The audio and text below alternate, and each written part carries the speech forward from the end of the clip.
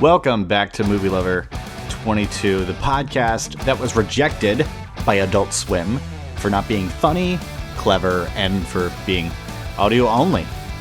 Can't make a television show out of just audio, they said. Tell that to the radio, I said, channeling my inner geezer. Alien Romulus came out this week, so in preparation, I revisited 2017's Alien Covenant, directed by Ridley Scott. We know that Romulus is not a direct sequel to any of the other movies. It's a mostly standalone movie in the Xenomorph universe that takes place between Alien and Aliens. In fact, it's 20 years after the story of Alien. Now, this is my second time watching Alien Covenant. I did not like it when I saw it in theaters, but this time around was a lot better than the first. Also, if you can't figure it out, I will be spoiling this movie so hard. So if you haven't seen it, you're about to hear it all. To be honest, Ridley Scott is not a name that gets me excited anymore.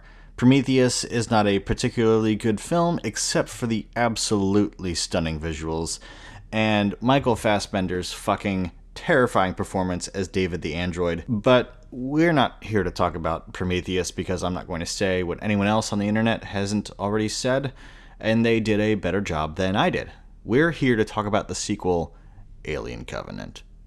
Now, so many things are going to get the Prometheus comparison. It's natural. Covenant is a direct sequel to that mediocre movie, but in one instance that Prometheus shines, Covenant sometimes can drop the ball. Like the cinematography. Few shots in Covenant even come close to how gorgeous of a movie Prometheus is. Even with Fassbender's performance carrying the rest of it, Prometheus is one of the best-looking sci-fi movies of all time. It's unbelievably beautiful. Covenant, however, is mostly hidden in shadow. It plays in the dark and dirt, which does work, as it is the atmosphere of the planet they're on, and I'd say the best-looking shots in the film are actually near the end, when there's a xenomorph loose on the ship and we have dark, yet very crisp and clean images around the halls of the Covenant. The dual android Walter-David homoeroticism was off-putting when I saw this film in theaters. A strange departure from the previous films in a way I wasn't expecting at all, and it lingered in my mind and poisoned my experience for the rest of the film, deciding that it was less interesting and enjoyable than Prometheus. Upon revisiting the film 7 years later, I was very wrong. With decades of xenomorph mythos in the rearview mirror, Prometheus delivers a uniquely human story, not a horror story. Where Alien is about surviving when you're faced with almost certain death, Prometheus is a story of origins, pride, and power. Mr. Weyland himself, played by Guy Pearce, wants to seek out his creator in order to gain knowledge and leave a deeper legacy. The greatest legacy. And it eventually literally kills him. Whereas David, the android, is unimpressed with humans and their limitations, even remarking to Weyland himself, his creator, that he will die, and David is potentially immortal. As David follows the lead characters of Prometheus into their journey of discovering their own origins, he's intrigued by creation and genetic mutation, which leads him to the cold, heartless path of the expendable nature of living things in pursuit of scientific exploration and experimentation. This brings us to Covenant. While the xenomorphs are a prevalent piece in the Alien universe, they're secondary to the exploration of human nature, greed, and self-glorification. This duology is about David's drive to prove he's better than Weyland by attempting to become a better creator. And there's some really cool shit in here, like doing some retconning of David releasing the black alien weaponized goo on all of the engineers, instead of going to seek out his creator's creator. He experiments on the aliens, on the engineers, on any creatures he can, somehow seeing himself as an almost perfect being, and considering the xenomorphs to be perhaps as close to perfect as you can get, relying on a viable host to mate with and create something new, better, perfect. Part of what shows how wrong David is, and the flaw in his logic and his goals, is that David doesn't seem to understand that the xenomorphs aren't perfect. They're just great at killing and reproducing. He spends the entire movie with speeches of grandiloquence, not realizing that as a highly advanced robot, he's a more interesting, complex, and capable creation than the xenomorphs he's obsessed with. The rest of what I want to talk about includes spoilers, so if you want to avoid spoilers, then watch the movie, and then come back and hear me talk about all this shit. 3, 2, 1, let's go. The humans in this story are almost entirely along for the ride. The Covenant is a colonizing ship, and while still 7 years away from their destination, a neutrino burst damages the ship, and the latest model of android, Walter, who's a spitting image of David, wakes up the crew. There are some confusing things here. There's a sudden introduction of every character in the movie, and because several of them wind up dying within minutes of each other after only 15 minutes into the film, there isn't enough time to remember any names except for the people with the most dialogue. Mostly.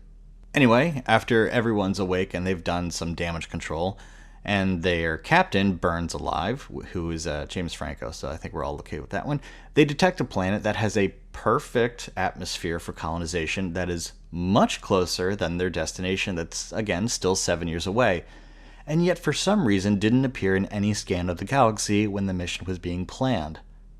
What? You missed an entire planet. Did the computer fuck up? They decide to land on this planet, and most of the crew disembarks to explore the area, and the pilot, played by Danny McBride, and 2 others stay on the ship. Now, unlike other movies where the crew is woken up and has to address something, is that a motivating factor in exploring this other planet that they have zero research on is that no one wants to go back to cryosleep.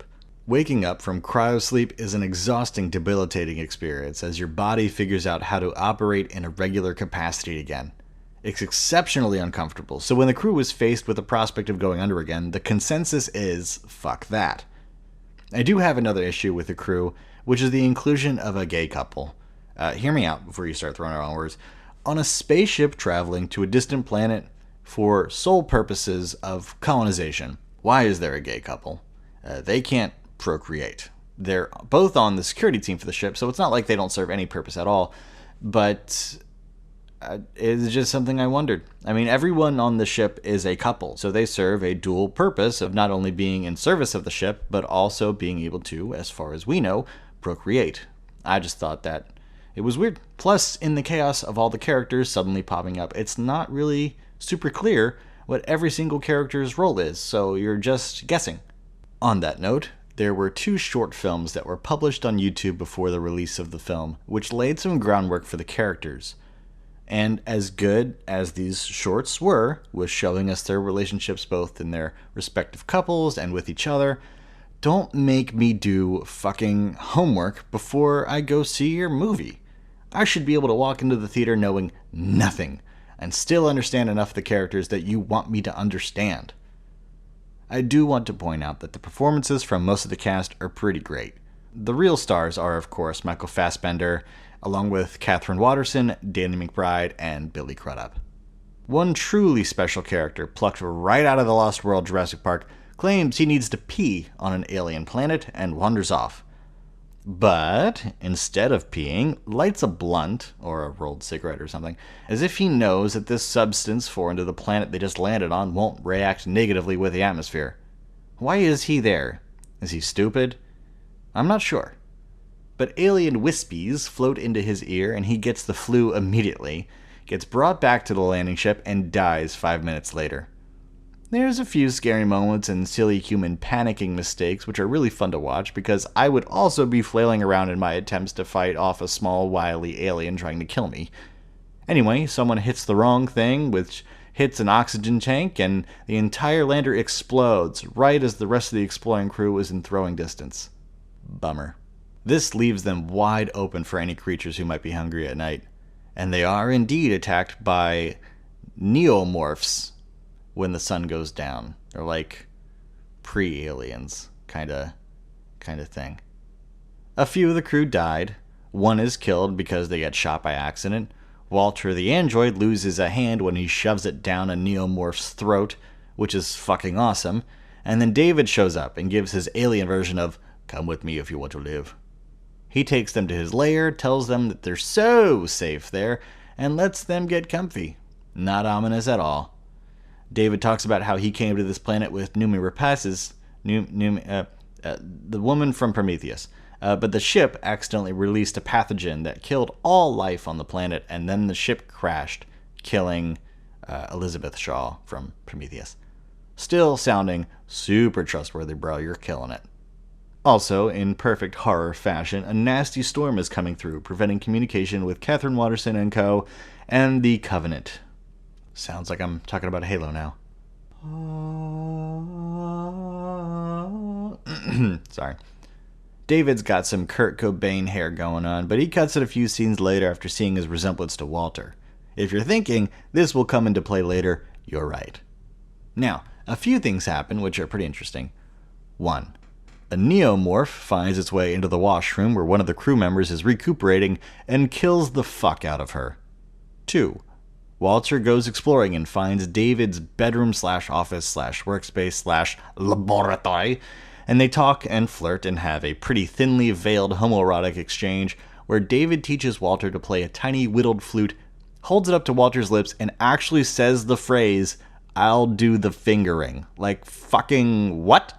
We also get a conversation between both of them, which is fucking fascinating, where David shows Walter all his mad scientist experimenting, and we get a flashback showing that the pathogen that was released on this planet was not an accident, but was David actively releasing the xenomorph black goo, which descended on the engineers, killing everything.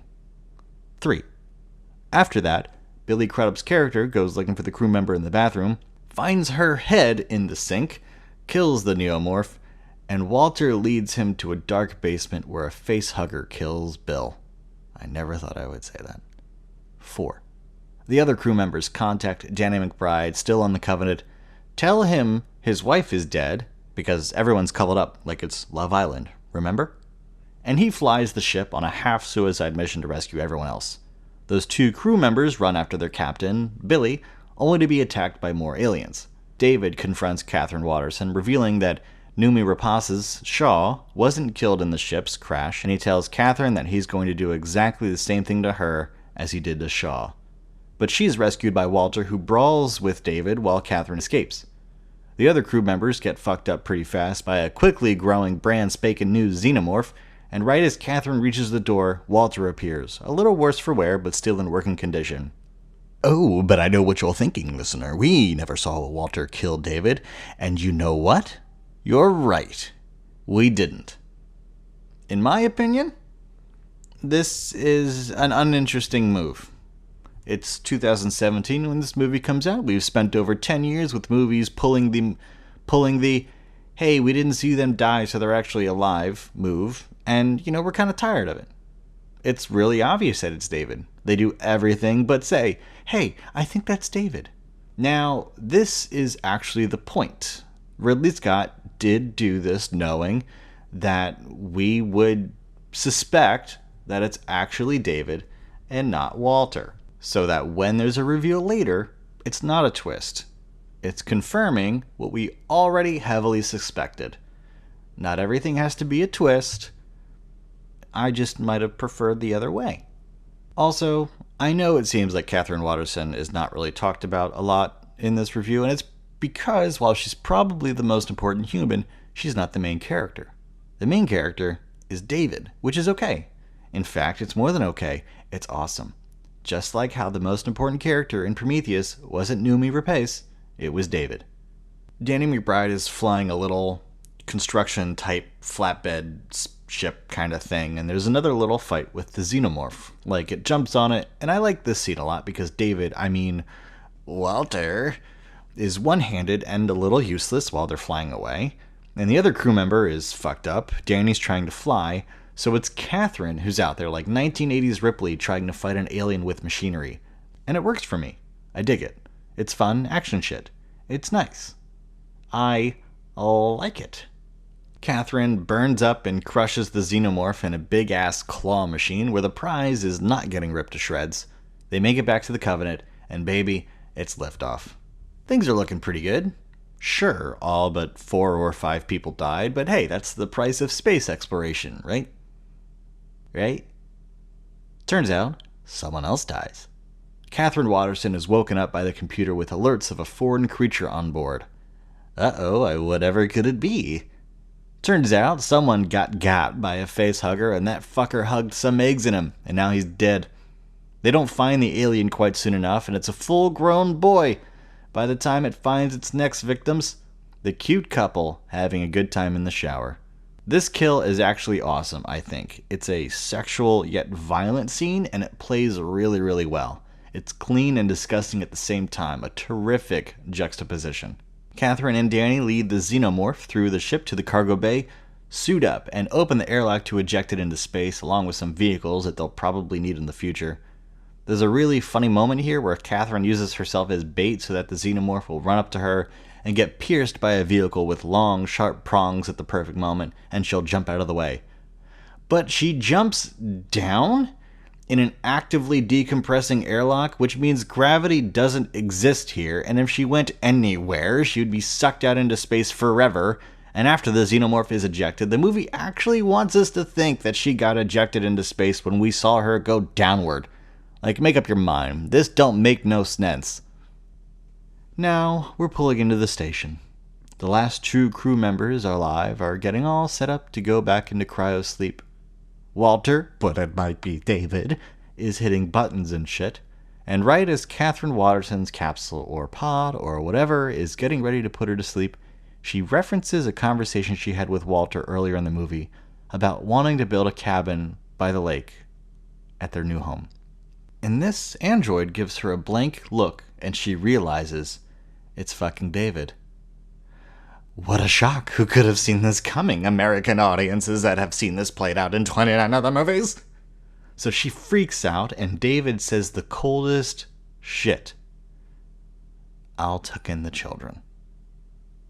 He walks away, tells the computer to play some supervillain music, opens up the cryo drawers, which contain over 1,000 human embryos, regurgitates a couple xenomorph embryos and puts them next to the human ones, and walks away in the midst of the thousands of passengers still in cryosleep, experiments at his disposal, while Wagner plays at full blast, signaling David's ascension into godhood.